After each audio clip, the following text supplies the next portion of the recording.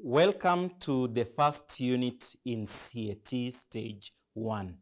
The first unit or the first paper is known as Recording Financial Transactions. The code for the paper is S1.1, Recording Financial Transactions. Now, under Recording Financial Transactions, we have a total of 15 chapters. We will call them units. So this session, recording will be in 15 sessions. Each session will cover one chapter. So what are the chapters in recording financial transactions? Before we look at that, S1.1 is a branch. It's part of financial accounting. So recording financial transactions fall under financial accounting. Principles of costing, they fall under management accounting. So recording financial transactions falls under financial accounting. So the first unit will be business transactions and documentation, which will be our unit under this session. The next unit will be assets, liabilities, and accounting equations. We'll be defining what are assets, what are liabilities, and then we'll introduce the concept of accounting equation. The third unit will be recording, summarizing, and posting transactions. How do we record transactions? How do we summarize transactions? And how do we post transactions? The fourth unit will be completing ledger accounts and financial statements. How do we prepare what we call ledgers, which will explain what it is, and how do you prepare financial statements once you have the ledgers. Unit number 5 will be receiving money and the banking system. In a business, you make sales. When you make sales, you receive money. When you make payments, money goes out of the business. So how do you receive money and the banking system in Rwanda? Next, authorizing and making payments. When you want to pay your suppliers or when you want to pay your expenses, how do you authorize this expenditure and how do you pay them? Chapter number 7 will be cash book. When you make any sale in cash, it's recorded in a cash book. How do we prepare a cash book? And in this case, we'll be looking at 3-column cash books and 2-column cash books. Maintaining petty cash records. Petty cash records are one of the books of what we call prime or original entries. We'll look at it.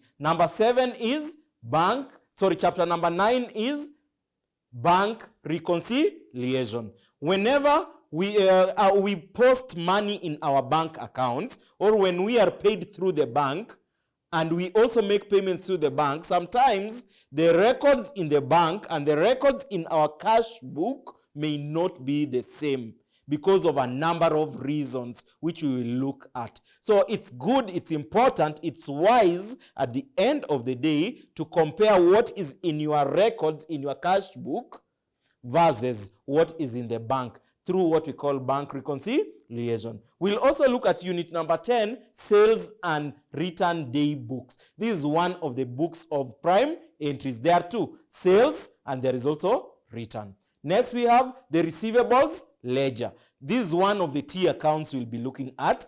Purchase and purchase return day book. These are two books of original entries. And then we have payables ledger, control accounts, which is used to check on the accuracy of our data. And finally, we look at payroll. In this session, we are going to focus on business transactions and documentations.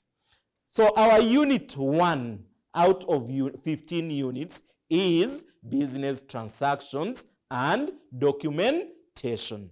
So in our unit, business transactions and documentation, in this unit, a transaction, there are two parts. There is transaction and there is the documentation. What are we going to look at? We'll define what a business is. There are different definitions, but we'll focus on one.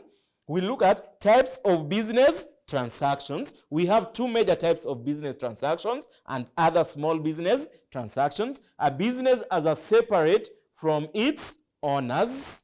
And then we look at documenting business transactions, invoices and credit notes, discounts, when you provide discounts, value added tax, and finally, how do we store information? So let's start with our introduction. What is a business? A business is a commercial enterprise or commercial organization, whether it is as large as Bank of Kigali or as small as some small business in Nyabugogo. It's still what? A commercial organization, and the purpose of this commercial organization is to make money or to make profit. So a business is a commercial organization which exists to make money or profit regardless of the size.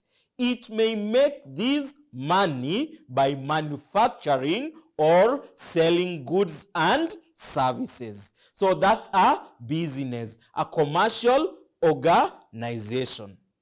Now, a business carries out its activities through what we call transactions.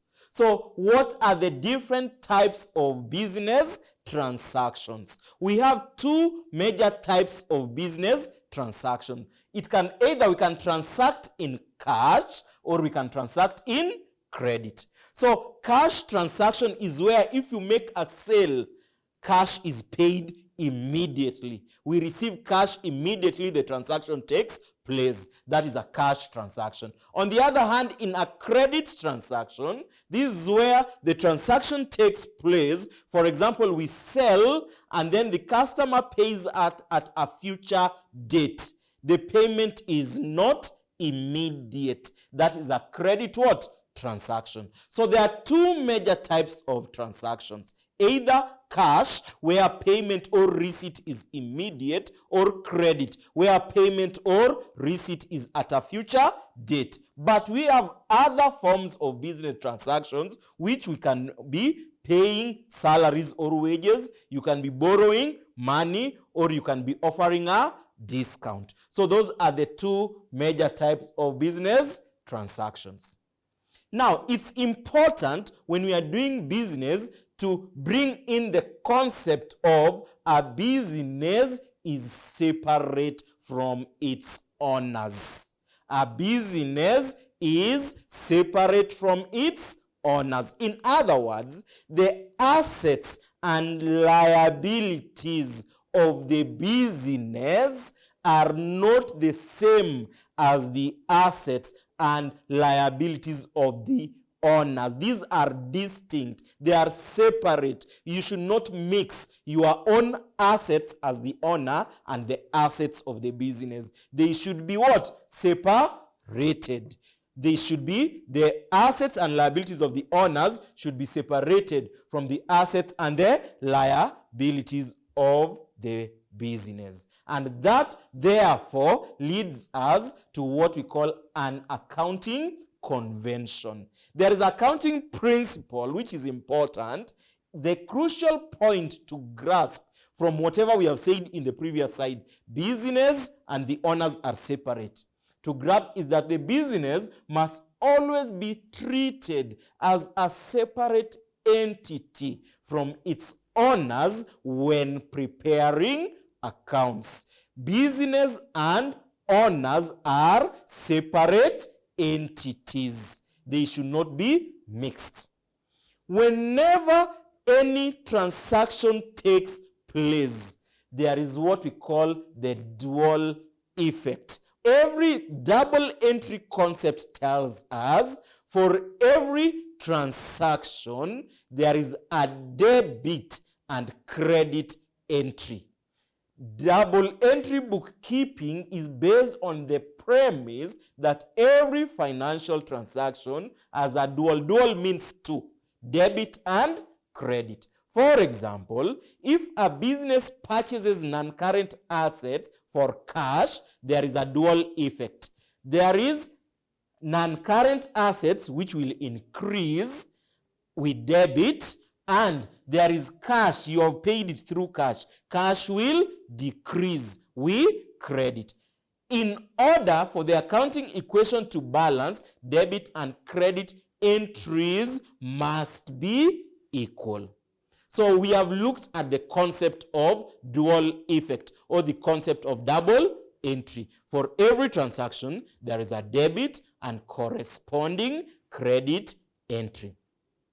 Now, we need to know how to document business transactions. When a transaction takes place, there should be a record somewhere that validates, justifies whatever action you have taken. So documentation is just having some paperwork somewhere, either in soft or hard copy. So business transactions can be evidenced by either you have internal documents or external documents. Internal documents are documents within the company, within the business. External are documents outside the company. Examples of internal documents include a list of inventory, a list of your stock within the company. Supplier list of all the suppliers you have. Staff schedules, the different work schedules of our employees.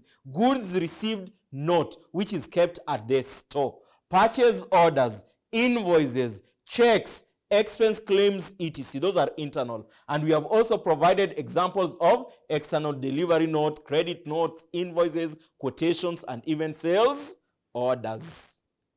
Let's look at some of these important documents that we need in our business. The first one is an invoice, and the second one is a credit note. I've put them side by side for a reason. So when we start with an invoice is a document that demands payment. When I sell to you some goods, you should be paying me. So I should give you a document that demands payment from you. This document that is given to request for payment is called an invoice. Invoices are created when there is a sale or there is a purchase.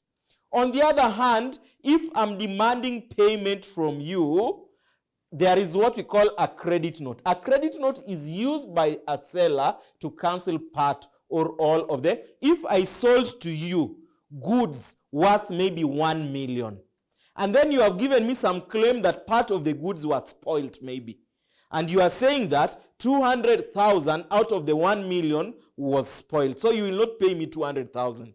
So what I do as the owner of, as the person who sold to you, I give you another document that reduces the amount that was in the invoice. That document I provide is called a credit note. So take note that a credit note reduces the amount in the invoice. So credit note is a negative invoice because it reduces the invoice. There are two other documents that people mostly confuse. There is what we call sales and purchase orders. Let me start with the last point before I come to them. The last point is a purchase order is a buyer issued document, while a sales order is a seller issued document. So that you don't confuse the two, when we talk of a purchase order, it is from the buyer. When we talk of a sales order, it is from the seller. Now, what is a sales order? Remember, sales order is from the seller. Purchase order is from the buyer. So a sales order, a seller writes it out in order or signs an order for goods or services they wish to sell. So if I wish to sell to you, you are my potential client, customer. I'll give you what is called a sales order. It is from the seller. While you as the buyer, you give me what is called a purchase order because you are buying from me. So in that case, a business in a purchase order, business places an order with another business for purchase of goods. So if I'm selling to you, first of all, it's you to give me the purchase order. Purchase order, you are requesting some goods from me as the seller. And then once I receive your purchase order, I give you what is called a sales order, which also actually confirms that I have the goods. So that is a sales order and a purchase order. There is what we call discounts, rebates, and allowances. But there are two major items here, discounts. Now, a discount is a reduction in the price of goods below the amount which those goods would normally be sold for. So if I have goods I'm to sell to you worth 1 million, and I give you some concession that you will not pay 1 million, you will pay 900,000. That 100,000 is called a discount. A discount is a reduction in the amount you are to pay. So there are two major types of discounts. There is what we call trade discount. Sometimes it's called quantity discount. And there is what we call cash or settlement discount. What is the difference between the two? A trade discount is a reduction on the cost of what? Goods. I tell you that if you buy 100 units, instead of buying 50, I'll give you a discount. Discount on the quantity purchased, if you purchase more, is called a trade discount, also called quantity discount. On the other hand, there is what I sell to you and I tell you that if you pay early, maybe the credit period is 30 days, but I tell you, if you pay within 10 days, I'll give you a certain discount. It is called cash or settlement discount. So cash or settlement discount is a discount that is given for prompt payment, for payment early, for early payment. Let's look at an example on discounts. We have looked at trade discount and cash discount. So let's look at an example. It's quite a long one. Maggie G trades widely in her district. In a particular, that is maybe a particular year, she has 3 suppliers. A, Janine is in the same business as Maggie and offers 5% trade discount. Remember, trade discount is quantity discount. And then Alexis offers a trade discount of 7% on amounts in excess of 100,000. i.e., trade discount does not apply to the first what? 100,000. So when you buy more than 100,000, you are given a 7% discount, but less than, no discount. T offers a 10% cash discount for immediate payment or a 5% cash discount for all items paid within the first 30 days of purchase. In January 20x7, Maggie makes purchase of goods worth the following amounts before discounts have been deducted. From Janine, remember Janine was the first one, they make purchases worth, makes the following, makes purchases, they make purchases worth 400,000. From Alexis, 700,000. Remember, Alexis is giving 7% discount for anything above 100. And then from T, 350,000 paid on 14th January 20x7 for goods purchased on 3rd January 20x7. It is within 30 days, of course. So they are eligible for the discount. So next, calculate how much Maggie has received in January. How much were trade and cash what? Discounts. So in order to calculate these, we will be looking at each transaction. So let's start with the first transaction, Janine. It's double N. So Janine, it was 400,000, and the rule was Janine is the same business as Maggie and offers 5% discount. So you'll take the amount of Janine, which is 400,000,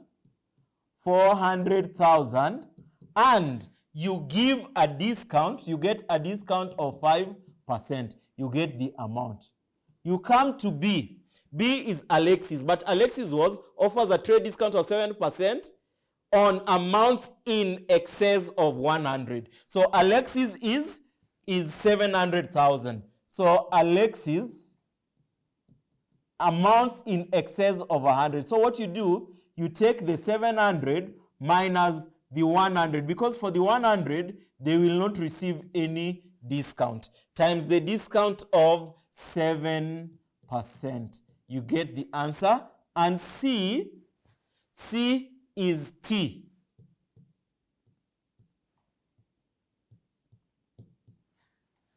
So C is 3 in cash. So let's read it again. There's offers a 10% cash discount for immediate payment. So for the 350, for the cash, it will be 350 times 10%. And for the credit, what was the rate? Immediate payment and 5% cash discount for all items paid within 30. So 700 was paid within 30 days. So 700 times what percent? 5% discount. So this is 700, that's 70,000, 35,000. 35,000. This is 350,000, that is again 35. Is it? Yeah, 35,000. This we have 600,000, that is it 42? But let me just confirm. 600,000 times 0.07. So that is 42, correct? 42,000. And the first one is 400,000, that's 40,000, 20,000. 20,000. So what is the total discount? We have 35 plus 35 is 70. 70 plus 20 is 90. 90, 132. So the total discount is 132,000. Total discount is 132 discount. Next slide gives you the solution. So we have a total of 132. So the 20 is trade, 42 is trade, and then the other ones are cash or settlement discount. Cash or settlement discount. So that's how we calculate discounts. There is another question that we can attempt. We can still attempt it. So we can even go back to... Okay. So we can attempt the next question. Pay Quick purchases goods with a list price of 22,000.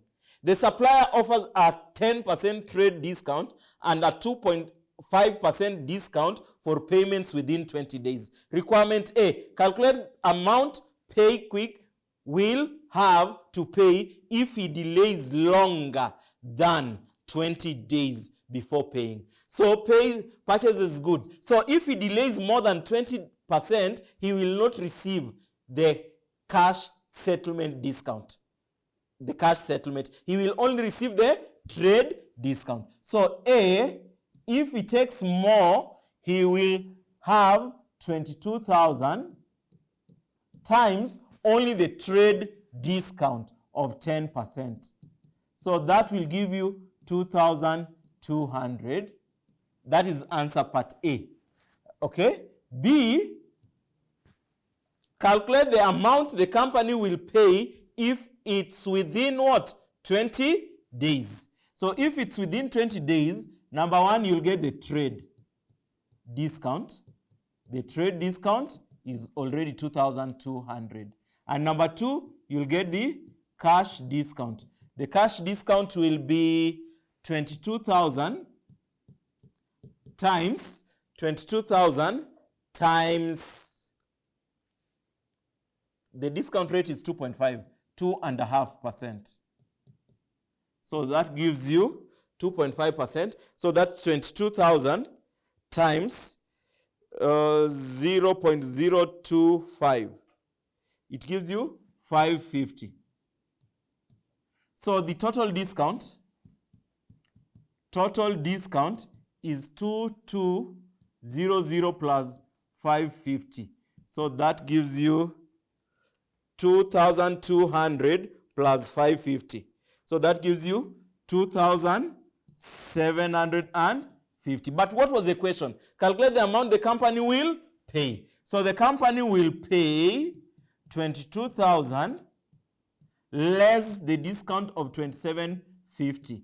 The company will pay 22,000 minus 2750. So the company will pay 19,250. Next slide. So that is how we get discounts. So in our next slide, now we are looking at VAT. VAT stands for value added tax. There is a tax that you need to have to pay the government for every goods you sell. There is a tax you need to pay the government as a percentage of the goods you sell. Also for the purchases, there is a tax which is incurred, or there is a tax that you should be claiming from government for every purchase you make. So for purchases, there is a claim on tax from the government. For sales, there is a tax you should pay the government. So tax on sales is called output, VAT. Tax on purchases is called input, VAT. So output VAT should be paid to the government. Input VAT should be refunded by the government. So normally what we do, we get the difference between output and input, because normally in most cases output is more than input. So that is what we are saying. Usually output exceeds the input tax, and therefore what we should be paying the government is more than what the government refunds us. So I'm saying that in input the government refunds you. In output the government receives, you pay the government. Now when we are looking at taxes again, it's important to get the concept of inclusive and exclusive of VAT. Inclusive means VAT has been included in our calculations. Exclusive means the VAT has not been included. In most cases, the government will give you the rate of VAT. Maybe RRA will provide, or the government will provide the rate of VAT. Let's take an example, VAT being 18%. If VAT is 18%, like in this case, 18%, today the VAT in most of the goods is 18%, unless you get some relief. So this VAT of 18%, if it is inclusive, the total price, if it is inclusive, the total price adds up to 118%. If it is inclusive, it is 100%. Next slide. So in this case, we have an example to enable us calculate VAT. The gross, so when we talk of gross is inclusive of VAT. When we talk of the net is exclusive of VAT. Remember, net is equals to 100%. Gross is equals to 118. Net is 100. Gross is 118. The difference is the VAT. So the gross price of product A is 354. So product A, the gross, it is 354. So in this 354, we can straight away calculate the VAT. VAT is 18%. So you'll take it, gross is inclusive of tax. So it will be over 118 to know the amount of the tax. And the net price of product B is 480. So 480 is net. So 480 net, the net is 480. So you take 480 times 18. The net is out of 100. I'm again repeating. If it is gross, gross is known as inclusive. the total amount adds up to 118% if it is gross. If it is net, the total amount adds up to 100%. So let's do our computation.